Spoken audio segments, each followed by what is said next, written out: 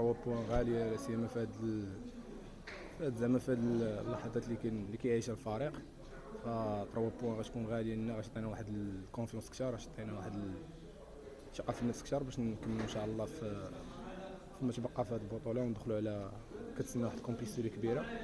دونك كانت خصنا ضروري 3 بوان باش زعما نلعبوا الصداره واش عطينا كيف قلت لك واحد الثقه اكثر. فالحمد لله اليوم الدراري كانوا رجال، نتمنى ان شاء الله نزيدوا نخدموا اكثر ان شاء الله ونشتغلوا اكثر باش يكون الاداء ان شاء الله احسن وفي قادم المقابله. غياب الجماهير ما اثرش اليوم؟